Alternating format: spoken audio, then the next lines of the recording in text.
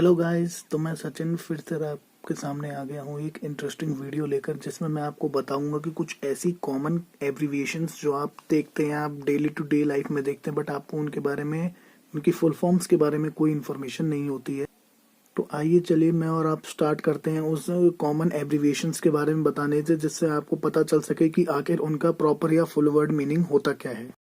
तो आइए हम स्टार्ट करते हैं अपने पहले वर्ड से। ये वर्ड आपने कई लोगों से सुना होगा और कई बार सुना होगा, बट आपको इसका मीनिंग नहीं पता होगा, फुल फॉर्म के बारे में आई एम श्योर नहीं पता होगा। जैसा पहला वर्ड है हमारा DSLR। तो आइए आज हम स्टार्ट करते हैं अपने पहले वर्ड से। पहला वर्ड है हमारा DSLR। DSLR एक वो वर्ड है जो हमने कई बार कई लोगों से सुना है, बट हमें इसकी फुल फॉर्म के बारे में नहीं पता, और हम लोग कई बार कंफ्यूज भी रहते हैं कि इस DSLR की फुल फॉर्म होती क्या है। तो आइए मैं आज आपको बताता हूँ कि DSLR की फुल फॉर्म होती क्या है। DSLR की फुल फॉर्म होती है डिजिटल स्केल लेंस रिफ्लेक्स।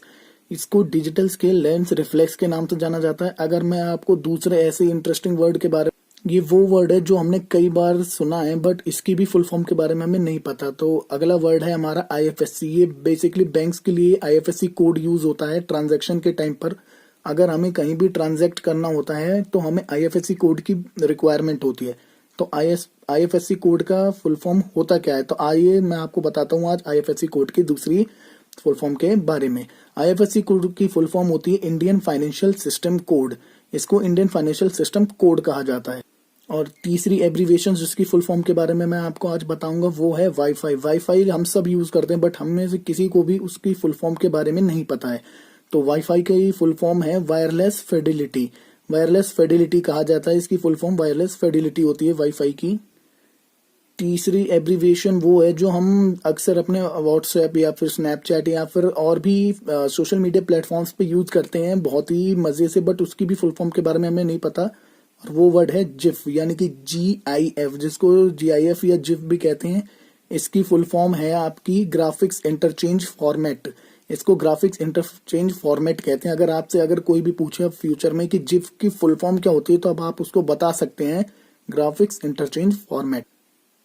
हमारी अगली एब्रीविएशन वो है जो बहुत ही commonly used business corporate world में यूज करी जाती है, जिसकी फुल फॉर्म भी हमको नहीं पता होती है। जैसे हम लोग लेमैन की बात करें तो उनको नहीं पता होता कि उस वर्ड का मीनिंग क्या है, और वो वर्ड है CEO। तो CEO आखिर काम क्या करता है और इसकी फुल फॉर्म क्या होती है, ये किसी को नहीं पता होता ज्यादातर। तो CEO की फुल फॉर्म को मैं आपको बताना चाहूंगा। CEO की फुल फॉर्म होती है चीफ एग्जीक्यूटिव ऑफिसर। CEO को चीफ एग्जीक्यूटिव ऑफिसर कहा जाता है, जो सारे फंक्शंस करता है। किसी भी ऑर्गेनाइजेशन के जितने भी डिसीजंस होते हैं सब इसके अंडर ही लिए जाते हैं। अब चीफ एग्जीक्यूटिव ऑफिसर के बाद ऐसे ही नंबर आता है एक और शख्सियत का, जिसके बारे में हमें नहीं पता होता, COO। CEO तो हमने फिर भी सुना होता है, बट COO क्या होता है? तो COO का मतलब होता है चीफ ऑपरेटिंग ऑफिसर। इसको चीफ ऑपरेटिंग ऑफिसर कहा जाता है, जो चीफ एग्जीक्यूटिव ऑफिसर्स के नीचे ही होता है, और ये सारे ऑपरेशंस जो भी ऑर्गेनाइजेशन के होते हैं उसको अंडर कम और अंडर पास करता है। अगला फिर एक एब्रीविएशन हमारी बिजनेस और कॉर्पोरेट वर्ल्ड से, या फिर और आज ये बहुत ही ज्यादा फेमस है, इसकी स्पेशलाइजेशन भी दी जाती है हायर स्टडीज में। ये है HR के बारे में हमें नहीं पता होता कि इसकी फुल फॉर्म क्या है, क्योंकि ये वर्ड हम लोगों ने हमेशा शॉर्ट फॉर्म में सुना होता है, कोई भी इसकी फुल फॉर्म पर इतना ध्यान नहीं देता। तो अगला वर्ड है हमारा HR की फुल फॉर्म होती है ह्यूमन रिसोर्सेज। अगर आपसे अब कोई भी पूछे कि HR का मतलब क्या होता है, तो HR का मतलब होता है ह्यूमन रिसोर्सेज। अगला एब्रीविएशन हमारे ऐसी बहुत ही डेंजरस फेटल डिजीज के बारे में है, जो हम लोगों ने कई बार सुनी है कि हाँ ये होती है, बट इसकी फुल फॉर्म के बारे में भी हमें नहीं पता, और वो है HIV। तो HIV एक बहुत ही फेटल डिजीज है, जिसका आजकल तक कोई क्योर नहीं मिल पाया है। बस इसको हम नहीं जानते कि इसका क्योर क्या है, और इसकी फुल फॉर्म के बारे में भी हमें कोई आइडिया नहीं है, बट क्योंकि सब इसी को शॉर्ट फॉर्म में ही HIV वायरस या फिर कुछ भी कहकर निपटा देते हैं। बट HIV के बारे में अगर मैं आपको बताऊं तो HIV की फुल फॉर्म है ह्यूमन इम्यूनो डेफिशिएंसी वायरस। ये एक तरीके का वायरस होता है जो ह्यूमन बॉडी की जो भी इम्यून पावर है उसको कम करता चला जाता है, और एक टाइम पे वो पावर इतनी कम हो जाती है आपकी इम्यून सिस्टम की कि वो किसी भी डिजीज से लड़ने की शक्ति उसके अंदर नहीं बचती है। नेक्स्ट एब्रीविएशन है हमारी FYI। FYI मतलब इसका क्या मतलब हो सकता है, आप कुछ भी अंदाजा नहीं लगा सकते इस वर्ड के बारे में। तो FYI का मतलब होता है फॉर योर इंफॉर्मेशन। अगली एब्रिविएशन है हमारी, एफ से ही साउंड करती है, आपने कई बार सुना भी होगा, मोस्ट कॉमन है, कोई भी केस या कुछ भी होता है तो सबसे पहले उसी वर्ड को यूज करा जाता है, FIR। FIR का सबको ही शॉर्ट फॉर्म पता है, कुछ ही लोग होते हैं जिन्हें इसकी फुल फॉर्म के बारे में पता होता है, जिनके नाम पर FIR हो चुकी होती है। बट आज मैं आपको बताना चाहूंगा FIR की फुल फॉर्म के बारे में, और वो है फर्स्ट इंफॉर्मेशन रिपोर्ट। अगला वर्ड हमारा बहुत ही यूज करा जाता है जब कोई भी सैड न्यूज हमें मिलती है किसी की डेथ के बारे में, तो हम इस वर्ड को शॉर्ट फॉर्म में यूज करते हैं, और ये वर्ड होता है RIP। और RIP का मतलब होता है रेस्ट इन पीस, मतलब भगवान उनकी आत्मा को शांति दे। So guys, rest in peace के बाद अपना अगला वर्ड है IVRS। IVRS के बारे में किसी को भी नहीं पता है, ये बहुत ही कम यूज होता है ये वर्ड, बट इसकी इंफॉर्मेशन भी आपको होनी चाहिए। IVRS की फुल फॉर्म है इंटरेक्टिव वॉइस रिस्पॉन्स सिस्टम। इसको इंटरेक्टिव वॉइस रिस्पॉन्स सिस्टम कहा जाता है। और अगर हम अपने नेक्स्ट वर्ड की बात करें तो नेक्स्ट वर्ड वो है जो आपने कई बार क्वेश्चन पेपर्स पे देखा होगा, सैंपल क्वेश्चन पेपर्स पे ऊपर लिखा रहता है FAQ। तो हम आज जानेंगे कि FAQ का मतलब क्या होता है। कई लोगों को इसकी फुल फॉर्म सर्च भी करी होगी गूगल पे, उन्हें पता होगा, बट जो ऐसे लोग भी होते हैं जिसे FAQ का मतलब पता नहीं रहता, वो बार बार यही सोचते रहते हैं कि FAQ क्यों लिखा हुआ है इस क्वेश्चन के आगे। तो FAQ का मतलब होता है फ्रीक्वेंटली आस्क्ड क्वेश्चंस, मतलब ये वो क्वेश्चंस होते हैं जो कई बार क्वेश्चन पेपर में पूछे जा चुके हैं।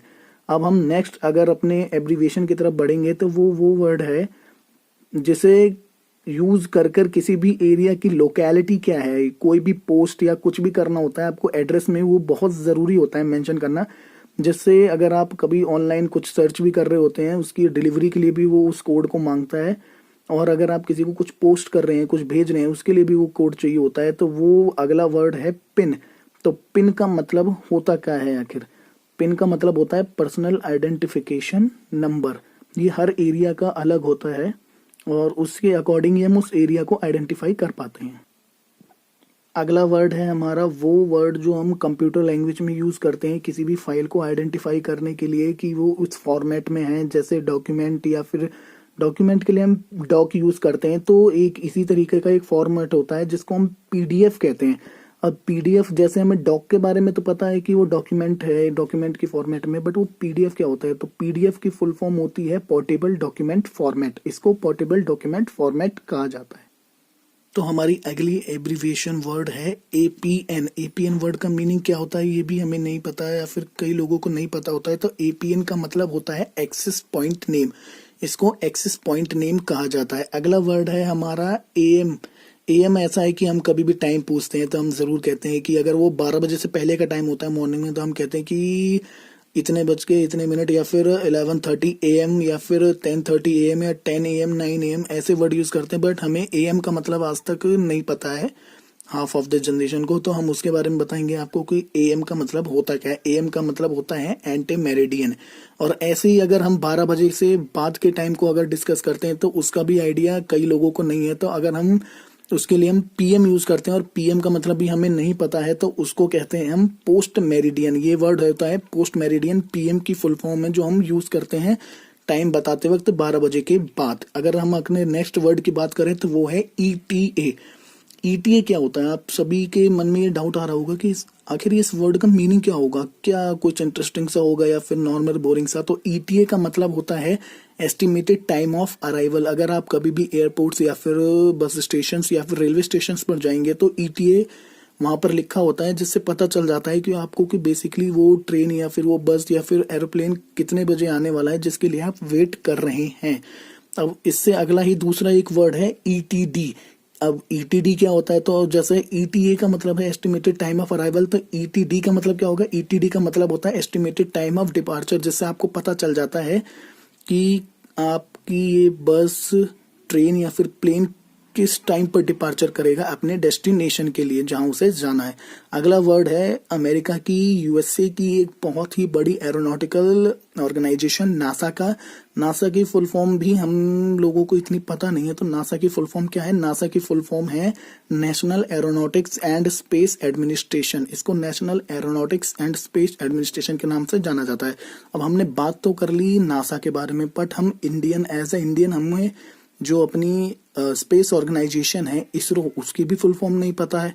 तो इसरो की फुल फॉर्म क्या है? इसरो की फुल फॉर्म है इंडियन स्पेस रिसर्च ऑर्गेनाइजेशन। इसी ने हाल ही में अभी कई सारे प्रोजेक्ट लॉन्च करे थे। अभी इसका चंद्रयान 2 मोस्ट फेमस था। हालांकि हमें उसमें इतनी सफलता नहीं मिल पाई, पर फिर भी हमारे इंडिया के लिए बहुत ही गर्व की बात थी कि हमारे इंडियन साइंटिस्ट ने इतने बड़े प्रोजेक्ट को इम्प्लीमेंट करा और उसे ऑलमोस्ट सक्सेस की तरफ ले गए। 97 से 98% तक ये प्रोजेक्ट हमारा सक्सेसफुल था। तो ये थी कुछ ऐसी कॉमन एब्रीविएशंस जिसके बारे में लोगों को पता नहीं होता, बट वो कॉमनली इन वर्ड्स को यूज करते हैं अपनी डे टू डे लाइफ में। तो ये है वो वर्ड। अगर आप में से किसी को भी इसके बारे में जानना है तो आप इस वीडियो को यहाँ रोककर इसका स्क्रीनशॉट ले सकते हैं और आप मुझे सजेस्ट भी कर सकते हैं कि मैं आगे और भी ऐसी कुछ इंटरेस्टिंग वीडियोस बनाऊं जो आपको और भी ज़्यादा अट्रैक्ट करें। और प्लीज़ इस वीडियो को देखने के बाद लाइक, शेयर एंड चैनल को सब्सक्राइब करना ना भूलें और नोटिफिकेशन बेल को ज़रूर दबा दें ताकि मैं आगे जो भी वीडियो डालूं उसके बारे में आपको पता चलता रहे। अब मैं फ्रीक्वेंटली वीडियोस डालता रहूँगा और आप भी मुझे कमेंट बॉक्स में नए नए टॉपिक्स और वीडियोस के बारे में सजेस्ट कर सकते हैं। Thank you. नमस्कार।